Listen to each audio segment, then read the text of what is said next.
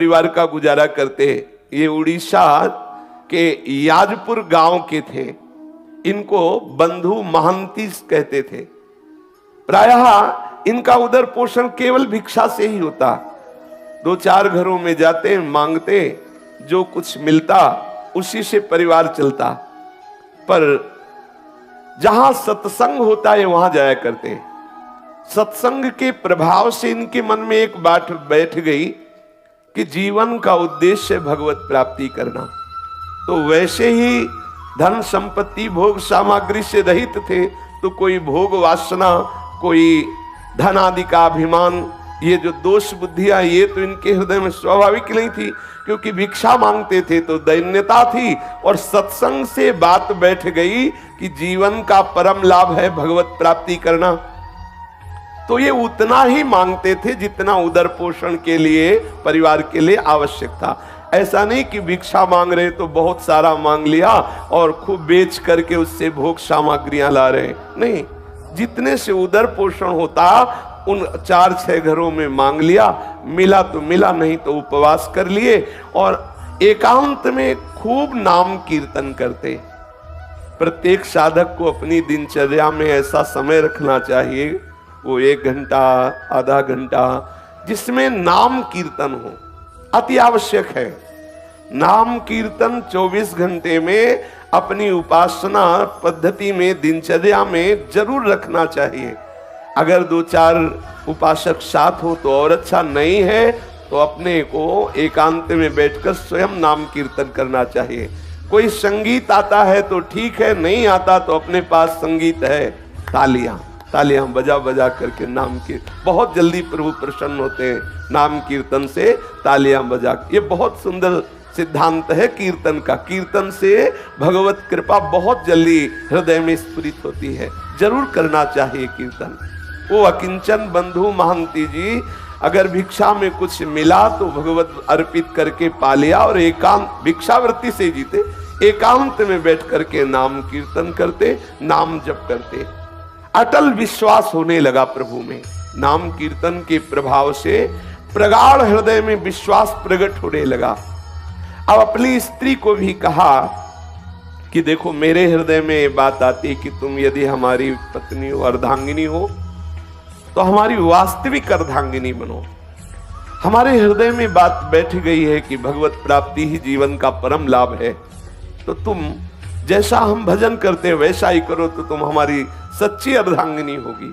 वो पतिव्रता थी, पति की आज्ञा के अनुसार उनके साथ कीर्तन में बैठने लगी। वैसे ही नाम और ऐसा ही सबको करना चाहिए। अपने परिवार में अपने संबंधियों को भगवान नाम कीर्तन, भगवान नाम जप, भगवत सेवा के लिए प्रेरित करना चाहिए। भले वो हमारी अवहेलना करे, भले वो हमारा उपहास करे, अगर वो हमारी प्रार्थना से 5 मिनट भी भजन करने लगेंगे तो मंगल होने लगेगा। अगर वो 1 माला भी करने लगे तो हम बाजी जीत गए। हमारे परिवार के बच्चे, रिश्तेदार, नातेदार, मित्र, माता पिता, जो भी संबंधी है, अपने संबंध भाव से दुलार करते हुए उनसे प्रार्थना करें। 1 माला ही जप लो, थोड़ी देर 5 मिनट ही कीर्तन कर लो, थोड़ी देर बैठ करके भगवत चर्चा सुन लो, जिससे हमारा मनुष्य जन्म लेना सार्थक हो जाए। वही संबंधी है जो अपने संबंधी को भगवत प्राप्ति के मार्ग में लगाए। ये बंधु महंती ने अपनी पत्नी को प्यार से शिक्षा दी, जीवन का परम लाभ है भगवत प्राप्ति, उसको भी भजन में लगा लिया। अब इनके हृदय में दृढ़ विश्वास हो गया कि मुझे भगवान मिलेंगे।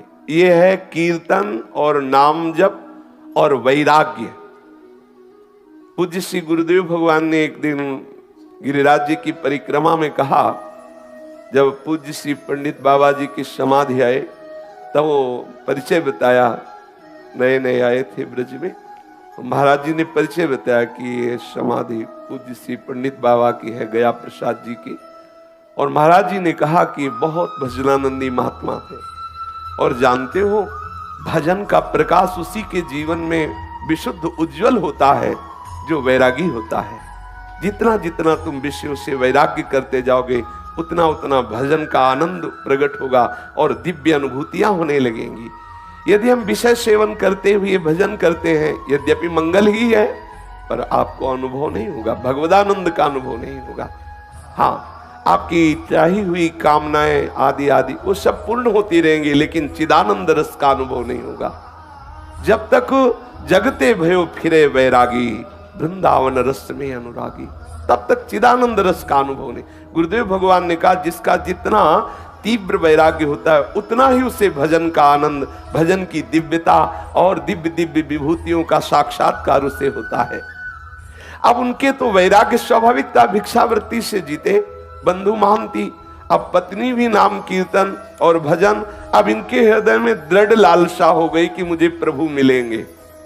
ये बहुत बड़ी बात है, हृदय में दृढ़ता जाना, निश्चित अब मैं श्री जी के पास जाऊंगा, निश्चित मुझे श्री जी की सेवा मिले, ये निश्चित हो जाना हृदय में, बिल्कुल कोई संशय नहीं।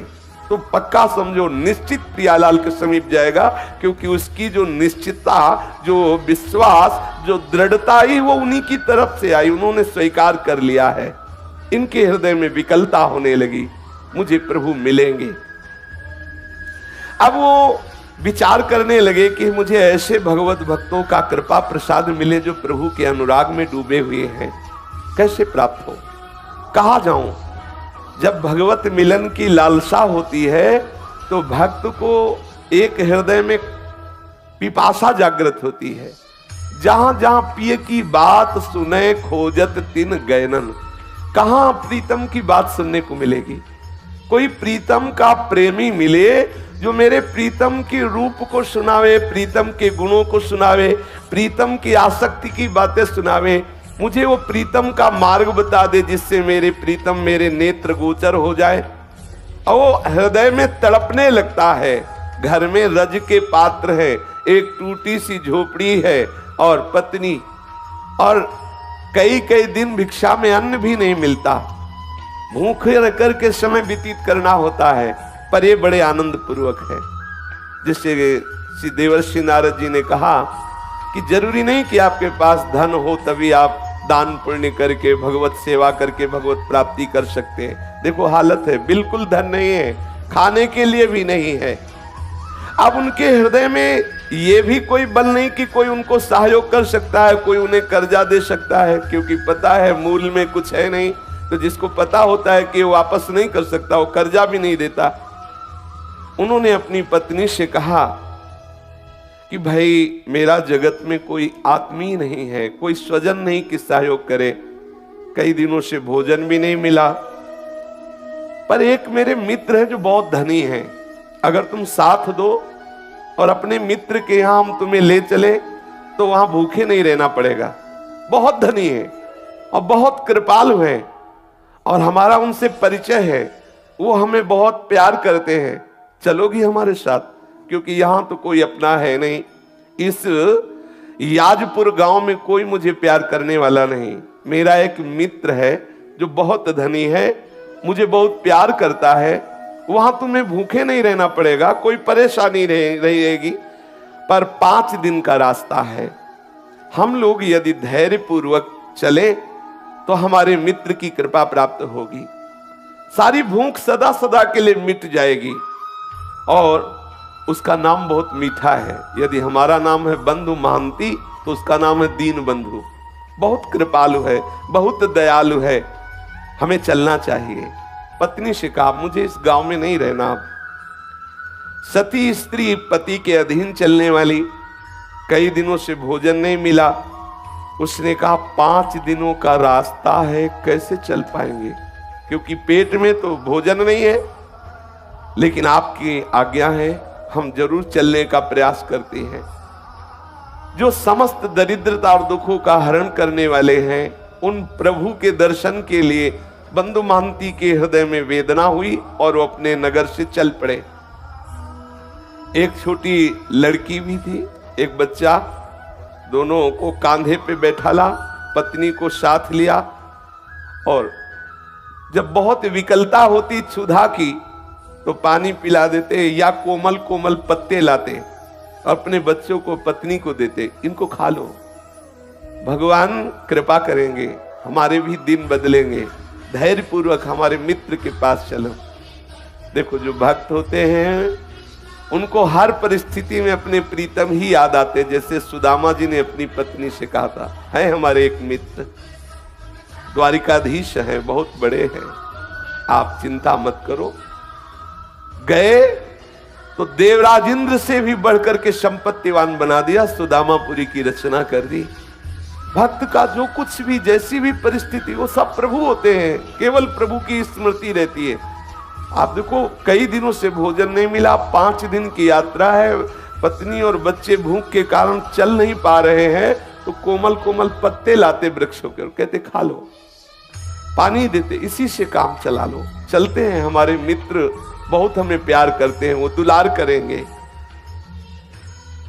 बंधु की जो पत्नी और पुत्र वो कोमल पत्ते खाते, बंधु मन ही मन रोने लगता, हे घट घट के वासी, हे अंतर्यामी, मैं तो सह सकता हूं, मेरे बच्चे मेरी पत्नी ये कैसे कष्ट में हैं, प्यारे इतनी कृपा कर दो कि मैं आप तक पहुंच जाऊं।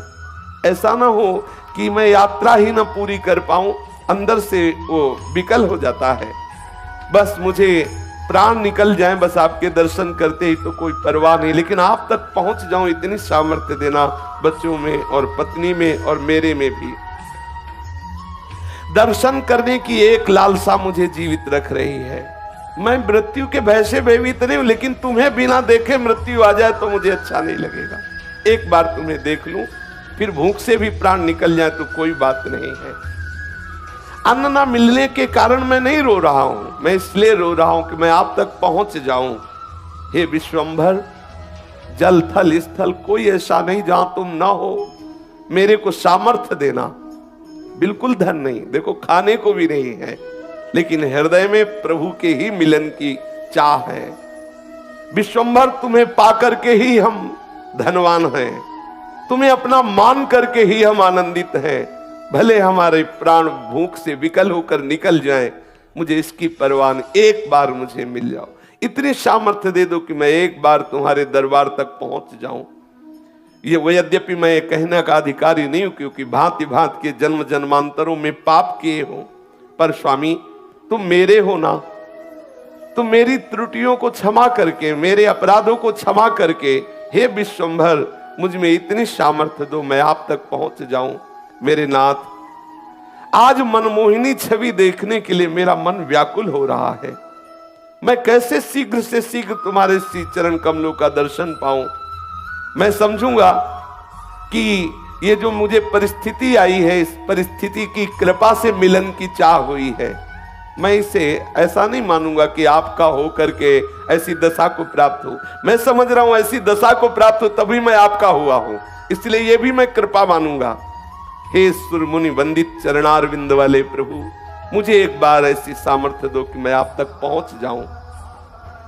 वो स्त्री बच्चों को साथ लेकर के, फटे पुराने कपड़े हैं और मिट्टी का पात्र हाथ में है, बच्चों को लिए हुए आगे बढ़ रहा है। परिवार सहित लड़खड़ाते हुए 5 दिनों की यात्रा करके श्री पुरुषोत्तम क्षेत्र भगवान जगन्नाथ जी के धाम में पहुंचा और श्री मंदिर के दूर से दर्शन करके ही भूमि पर गिर पड़ा। मेरे मित्र आ गए, मेरे प्रभु आ गए। और प्रभु का स्वभाव जो जैसे प्यार करता है उसको वैसा ही अनुभव कराते। दूर से ही जगन्नाथ जी के दर्शन करके साष्टांग लेट गया, वहां भूमि में लौट रहा। ओ कृपालु प्रभु के दर्शन हो गए। अपनी पत्नी से कहा, देखो देखो ये मेरे यार हैं, जिनके लिए मैं कह रहा था ना कि मेरे मित्र, ये हमारे मित्र हैं, ये हमारे प्रीतम हैं, ये हमारे दीन बंधु स्वामी हैं। अब पत्नी के हृदय में उतना अनुराग तो नहीं है, पर इस बात से सुख मिला कि अब यहाँ भरपेट भोजन भी मिलेगा, भक्तों का संग भी मिले, और इसको कि मेरे प्रभु ने कृपा की, मुझे सामर्थ्य दी कि यहाँ तक आ गया।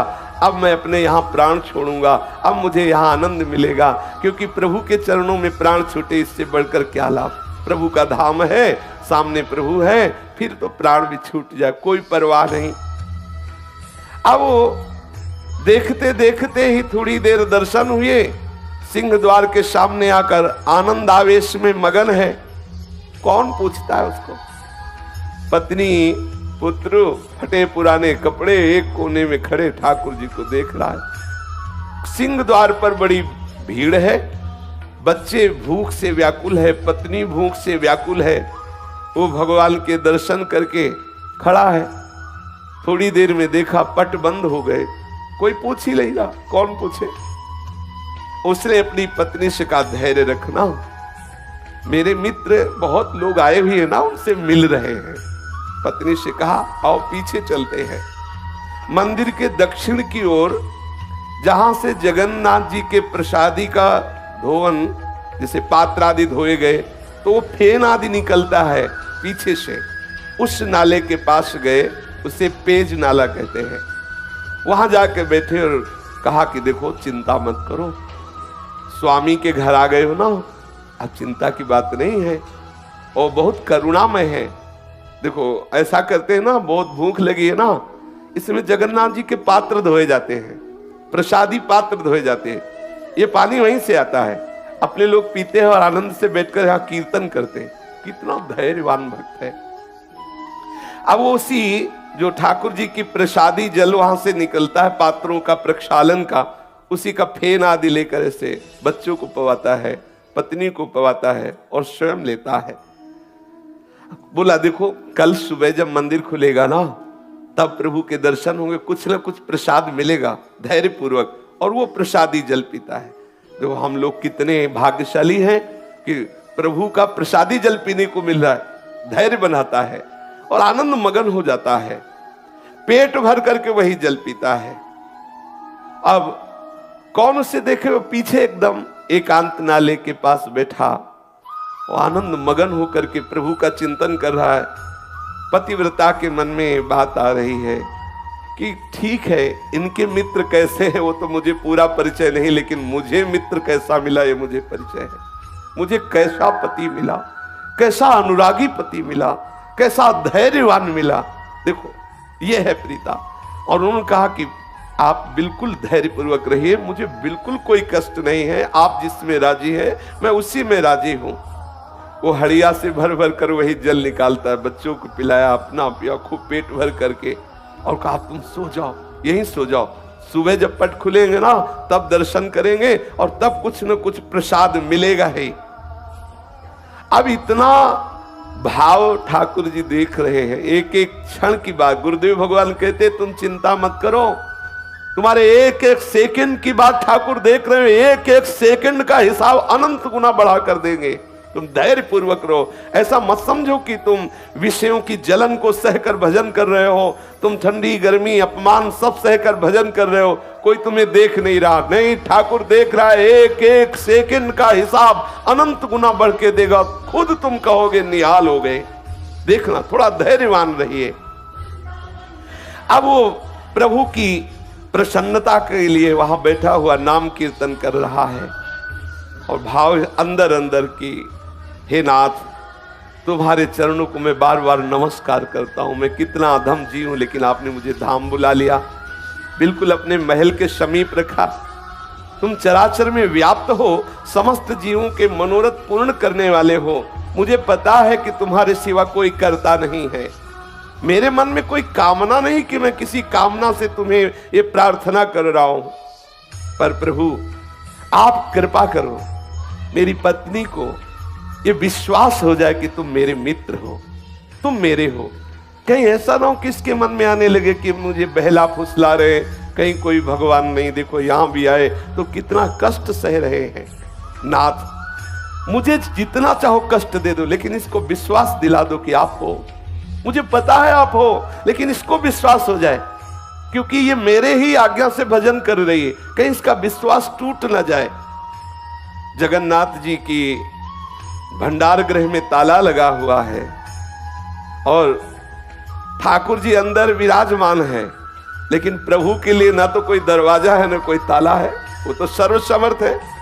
भक्त वत्सल प्रभु को नींद कहाने वाली वो तो सब सुन रहे हैं, जो पीछे वो प्रार्थना कर रहे हैं। प्रभु ने भंडार गृह से अपनी थाल उठाई और वहां कई कई दिनों का प्रसाद रहता है, भक्तों के समुदाय आते, सबको प्रसाद मिलता है, तो वहां कई दिनों का सुंदर सुंदर खूब प्रसाद अपनी थाल में, जो ठाकुर जी का भोग लगता है जिस थाल में, उसी में सजाया। और सजा करके दरवाजों में सब बंद है, ताला लगा है, लेकिन उनके लिए क्या है, प्रभु बाहर आए एक ब्राह्मण का वेश धारण किए हुए और बोले कि याजपुर गांव से वो बंधु महंती नाम का कोई भगत आया है, आवाज दे रहे हैं पीछे। अब वहां रात्रि का समय कौन है, केवल वही तो पति पत्नी और बच्चे शहीद है। वो एकदम हड़बड़ा के आंख खोलता है, सोचा कि मुझे कौन पुकारेगा, ये हो सकता है कि मेरे नाम वाला कोई और हो, बंधु महंती। परंतु फिर पुकारा, बंधु महंती देखो प्रभु ने तुम्हारे लिए और साक्षात जगन्नाथ प्रभु है, प्रभु ने तुम्हारे लिए प्रसाद भेजा है। स्त्री को जगा के कहा कि ये मुझे ही पुकार रहे हैं क्या, हमें लगता है कि मुझे ही पुकार रहे हैं। फिर ऊंचे स्वर से आवाज आई, बंधु महंती ये प्रसाद लो, याजपुरिया बंधु जो पेज नाले के समीप विराजमान हैं वो आए और ये प्रसाद ले ले। अब तो इनको पक्का हो गया कि मुझे ही बुलाया जा रहा है। दौड़ पड़े, दौड़ गए और घबराते जा रहे हैं। जब देखा कि उस ब्राह्मण के हाथ में एक रत्नों से जटित थाल है और विविध प्रकार की ठाकुर जी की सुंदर सुंदर भोग प्रसादी है, और ब्राह्मण ने मुस्कुराते हुए कहा कि प्रभु ने अंदर से भोग की थाल तुम्हें भेजी है, ले लो। वो उसके हाथ कांप रहे हैं, विशाल थाल, इतना सुंदर भोग, हृदय विकल हो रहा। प्रभु, और ये नहीं समझ रहा साक्षात प्रभु ही है, हृदय उसका वो विकल हो रहा, प्रभु मुझे प्यार करते। पत्नी से कहा, देख देख मैं कह रहा था ना कि मेरे मित्र मुझे बहुत प्यार करते हैं। देखो बहुत भीड़ थी ना, सब लोग चले गए, अब उनको फुर्सत मिली तो देखो भेजा ना, मैं उनकी नजर में हूं ना, देखो। और आनंद मगन हो रहा है, बच्चों को जगाया। और ब्राह्मण ने कहा, देखो तुम आराम से प्रसाद पाओ, थाल को यहीं रख देना, थाल हम समय से ले जाएंगे, तुम चिंता मत करो। अब ब्राह्मण वेशधारी भगवान ऐसा कह करके भोग की थाल दी और चले गए। और वो तो जड़ता भाव को प्राप्त हो, काफी देर तो समाधि भाव में डूबा रहा प्रभु की कृपा में। इतने कृपालु प्रभु, पता नहीं कितनी देर तक उसकी आंतरिक ऐसी दशा रही। फिर पत्नी ने उसे बार बार स्वस्थ किया, हिला हिला के उससे बार बार स्पर्श करके जगाया, तो फिर स्वस्थ हुआ। फिर सबने बैठकर भरपेट, आज कई दिनों बाद भोजन मिला, कई दिनों बाद ऐसा प्रसाद, और स्वयं ठाकुर जी लाए तो अमृतमय प्रसाद। अब उसने विचार किया कि इस थाल को कहां पहुंचाऊं, क्योंकि ये प्रभु की थाल है। फटे पुराने चिथड़े में लपेट करके उस थाल को रख लिया कि जब सुबह होगा तब देखा, और अपने सिरहाने रख लिया, खूब आराम से सोया। अब अच्छे ऐसे ऐसे मंगल में स्वप्न आ रहे हैं उसको, ठाकुर जी की ताल, ठाकुर जी का प्रसाद, बड़ा आनंद। वहां कोई तमोगुणी निद्रा थोड़ी उसके हृदय में है। अब भगवान का वो रत्न थाल सिर पर रखे हुए ये तो सो रहा है, और उधर ठाकुर जी के जब सेवा के लिए पट खोले गए और भंडार खोला गया तो देखा गया कि भंडार की सब सामग्री अस्त व्यस्त, ताला खुला हुआ, थाल गायब, काफी प्रसाद इधर उधर। उन्होंने विचार किया कि बहुमूल्य रत्नों का थाल कहां चला गया, और ये सब कौन अंदर भंडारे में घुसा। अब ठाकुर जी है, जो मनाया जहां से आया था तो अपने आप दिखाई दे रहा था, और सब इधर उधर फैला भी दिया, ठाकुर जी है। अब आपस में सब सेवक जन इकट्ठे हुए और एक दूसरे से पूछा कि हाँ आप आए थे, आप आए थे। उनका ऐसे क्यों आएंगे, हमारे लोगों की सेवा है तो हम कोई ऐसा थोड़ी कि कुछ चुरा के ले जाएंगे, वो तो अपने लोगों में कोई नहीं, कोई बाहरी ने चुराया।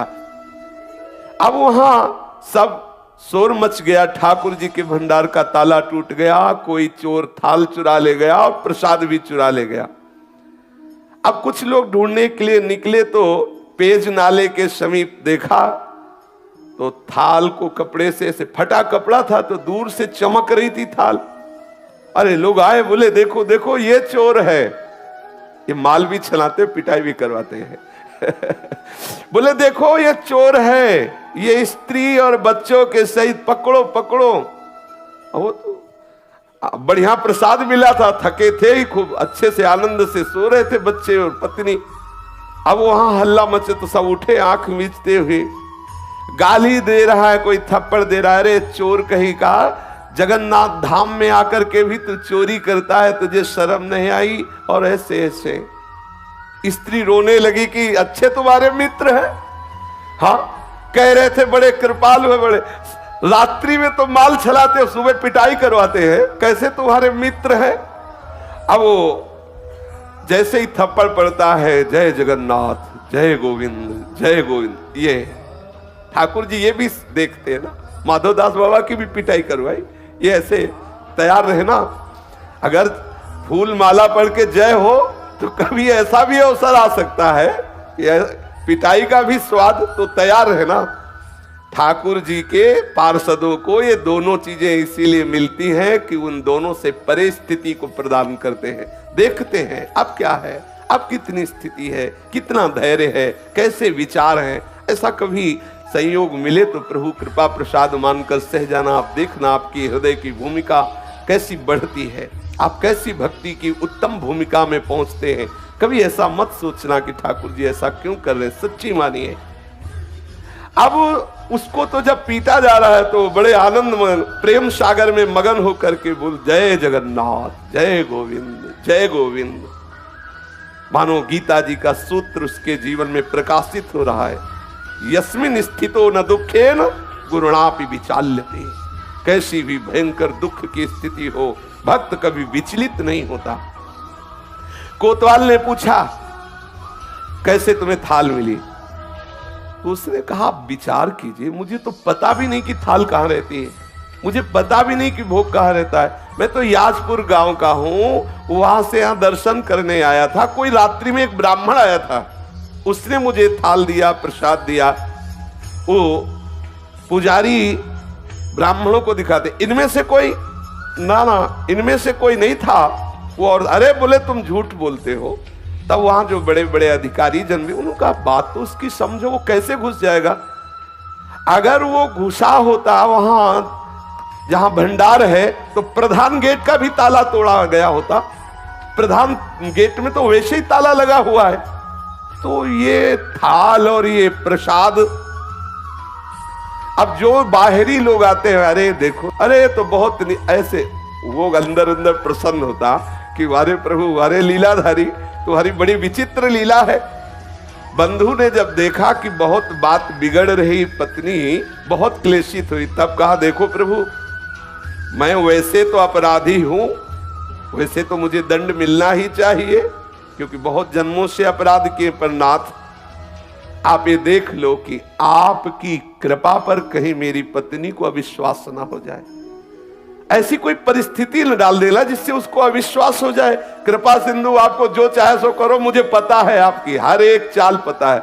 जमूरे को पता होता है ये बाजीगर अब कौन सा खेल खेलेगा, उसको नहीं कोई भ्रमित कर सकता, क्योंकि वो जानता है प्रभु के चिंतन के प्रभाव से प्रभु की हर बात उसके हृदय में स्फुरित होने लगती है। जो प्रभु का जन होता है, भक्त होता है, जैसे नरसिंह भगवान के क्रोधावेश से बड़े बड़े ईश्वर कोटि के महापुरुष भी डर रहे हैं, लेकिन प्रहलाद जी को कोई भय नहीं है। वो तो दौड़ते हुए प्रभु की गोद, क्यों जान रहे मेरे प्रीतम प्रभु है। अब श्री जगन्नाथ जी महाराज नवीन लीला की, जो प्रताप रुद्र राजा थे जगन्नाथपुरी के, वो महल में सोए हुए थे। जगन्नाथ प्रभु गए और कर्कश स्वर में कहा कि प्रताप रुद्र भी ये बहुत बड़े भक्त हुए हैं, महाप्रभु चैतन्य देव की कृपा प्राप्त हुई है।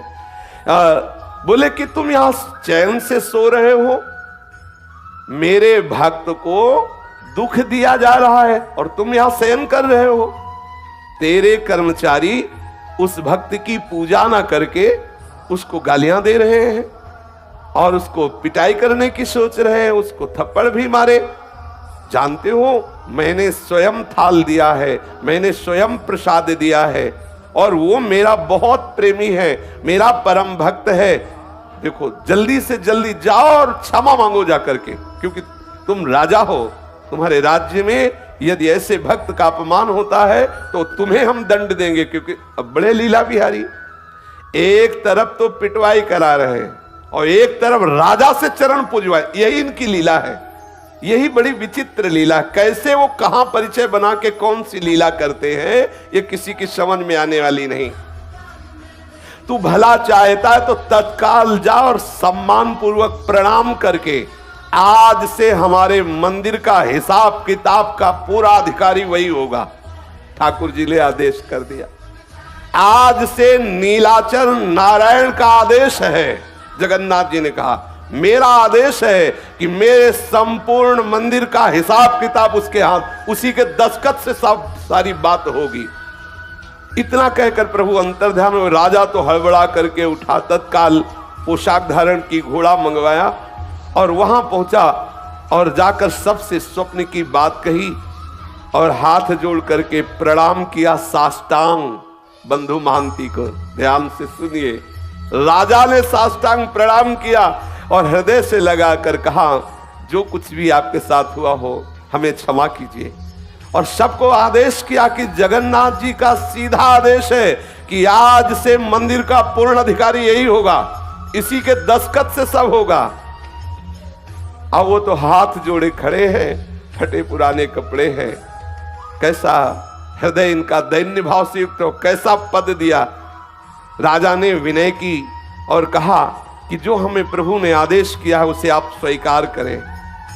आज भी बंधु महांती के कुल परंपरा से वही सेवा करते चले आ रहे। जगन्नाथपुरी का हिसाब किताब उन्हीं के दस्तखत से होता है, उसी बंधु महांती के जो लड़के बच्चे परिवार कुल परंपरा के आज भी वही है।